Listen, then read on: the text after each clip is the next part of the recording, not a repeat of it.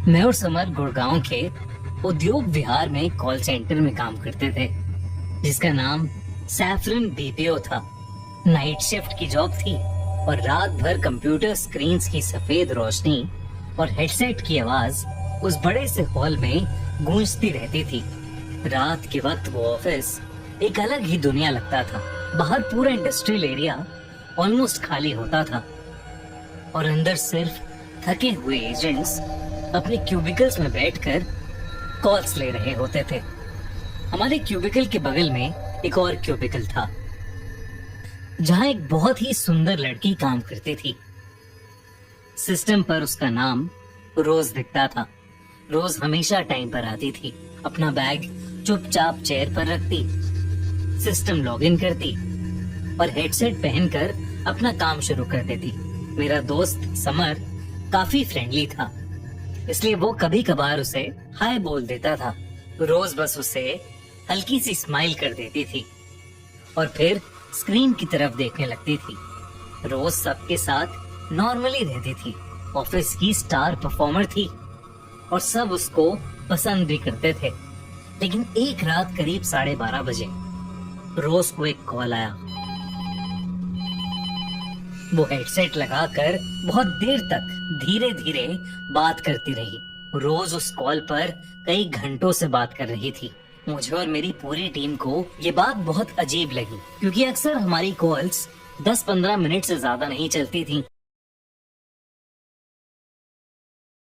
रोज की सेफ्टी के लिए हमारे टीम लीडर ने उसका कॉल टैप किया और जब उन्होंने वो कॉल सुनी तो हम सब शॉक हो गए, क्योंकि फोन के दूसरी तरफ कोई था ही नहीं।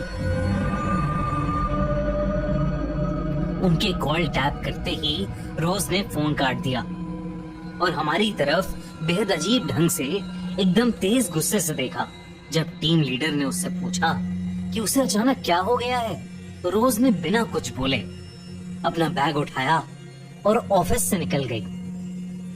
उस दिन के बाद से उसने ऑफिस आना ही बंद कर दिया। पहले किसी ने उस पर ज्यादा ध्यान नहीं दिया, लेकिन फिर 3 दिन बीत गए, उसका फोन भी नहीं लग पा रहा था। हमारे टीम लीडर ने उस एड्रेस पर कांटेक्ट किया जो रोज ने ज्वाइनिंग फॉर्म में दिया था, और फिर जो उन्होंने हमें बताया वो सुनकर हम सबके रोंगटे खड़े हो गए। दरअसल जिस एड्रेस पर रोज रहती थी, वहां के लोगों ने कहा कि रोज की मौत कई साल पहले हो चुकी है। उसके पेरेंट्स से भी बात की गई। उन्होंने भी कंफर्म किया कि उनकी बेटी की मौत लगभग 8 साल पहले हो गई थी। जब ये बात हम सबको पता चली तो उस रात ऑफिस में एक अजीब सा सन्नाटा था। मैं और समर एक दूसरे को देखते रहे। हमने रोज को हर दिन देखा था, वो हमारे बगल में बैठकर काम करती थी। उसका सिस्टम रोज लॉगिन होता था, उसकी चेयर पर बैग भी होता था। अगर वो सालों पहले मर चुकी थी तो फिर हमारे साथ कौन काम कर रहा था? उस दिन के बाद ऑफिस का माहौल बदलने लगा और फिर वहां अजीबोगरीब चीजें शुरू हो गई। एक बार ऑफिस पैंट्री के पास किसी के कदमों की आवाज आई, जैसे कोई धीरे धीरे फ्लोर पर चल रहा हो। गार्ड ने उस रात पूरा कॉरिडोर चेक किया, लेकिन वहां कोई नहीं था। उसी रात एक एजेंट वॉशरूम से भागकर फ्लोर पर आई। उसका चेहरा सफेद पड़ चुका था। उसने कहा कि जब वो वॉशरूम में हाथ धो रही थी तो उसे पीछे किसी के चलने की आवाज आई। उसने जब मिरर में देखा तो उसके ठीक पीछे एक लड़की खड़ी थी, सफेद शर्ट और खुले बाल, और चेहरा बिल्कुल रोज जैसा और आंखें खून जैसी लाल। और जब उस एजेंट ने पीछे मुड़कर देखा तो वॉशरूम बिल्कुल खाली था। इस बात के बाद लोग रात में वॉशरूम अकेले जाना अवॉइड करने लगे। फिर एक और इंसिडेंट हुआ।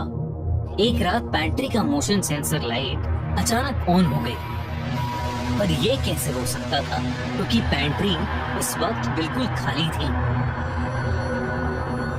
जब सीसीटीवी देखा गया तो उसमें एक खाली पैंट्री में वाटर डिस्पेंसर की परछाई दिखी, जो एकदम से एक इंसान की परछाई में बदल गई, जैसे वहां कोई लड़की खड़ी हो। ऐसे किस्से बढ़ते जा रहे थे। एक देर रात मैं ऑफिस में बैठकर काम कर रहा था, तभी मेरे सामने वाले क्यूबिकल का कंप्यूटर अपने आप ऑन हो गया। स्क्रीन पर लॉगिन पेज खुला हुआ था, लेकिन कुछ सेकंड्स बाद स्क्रीन पर एजेंट आईडी ऑटोमेटिकली लॉगिन हो गई। नाम लिखा था रोज। वो वही कंप्यूटर था जिस पर रोज बैठा करती थी। ये देखकर मेरी हालत खराब हो गई। स्क्रीन कुछ सेकंड्स तक ऐसे ही रही, फिर सिस्टम खुद ही लॉग आउट हो गया। अगले दिन मैंने ये बात समर को बताई, लेकिन समर को इन सब बातों पर बिल्कुल विश्वास नहीं था, या यूं कहो कि वो इन सब बातों पर विश्वास करना नहीं चाहता था। लेकिन फिर वो रात आई जिसने समर को एहसास दिला दिया कि ये सब चीजें किसी का वहम नहीं, बल्कि सच में एग्जिस्ट करती हैं। उस रात मैं लीव पर था। समर नाइट शिफ्ट पर गया हुआ था। रात के करीब 3 बज रहे थे। शिफ्ट बस खत्म ही होने वाली थी कि अचानक समर को एक कॉल आया, जिसे सुनते ही वो चौंक उठा। Hello, Rose this side, how can I help you? Phone के दूसरी तरफ रोज की आवाज थी। समर अचानक से घबरा गया और उसने तुरंत फोन कट कर दिया। तभी उस कॉल सेंटर की लाइट्स फ्लिकर करने लगी और अपने आप बंद हो गईं।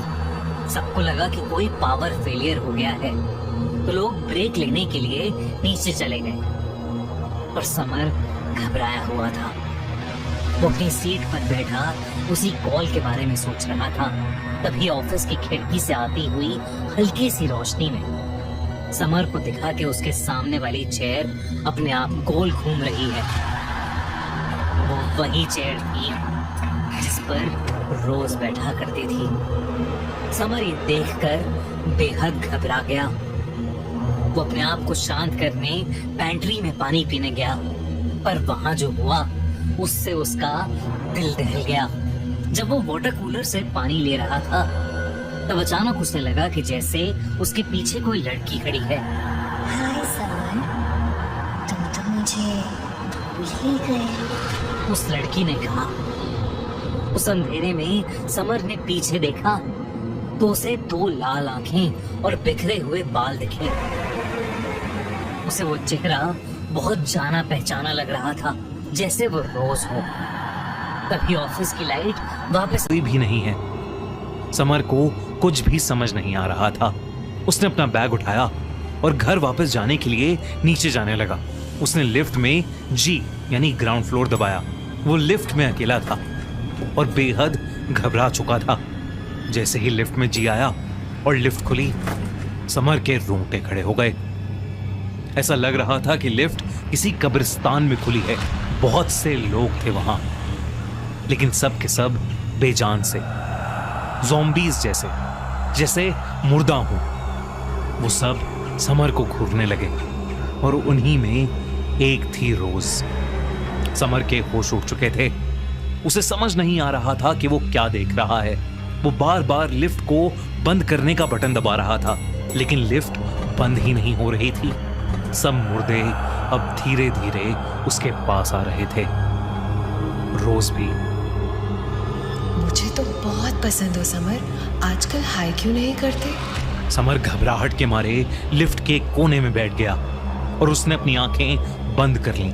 वो बस भगवान का नाम लिए जा रहा था। कुछ ही पलों में लिफ्ट में अगली शिफ्ट वाले लोग अंदर घुसे और उन्होंने देखा कि समर लिफ्ट के कोने में बैठा जोरों से कांप रहा है। समर ने आंखें खोली तो उसने देखा कि सब कुछ एकदम नॉर्मल था। वो बिल्डिंग के ग्राउंड फ्लोर पर था और वहां कोई मुर्दा नहीं था, कोई कब्रिस्तान नहीं था। लेकिन घबराया हुआ समर फौरन अपने घर चला गया और घर पहुंचते ही उसने मुझे फोन किया और पूरा किस्सा बताया। उसके अगले दिन हम दोनों ने वो जॉब छोड़ दी और उस कॉल सेंटर में फिर कभी नहीं गए।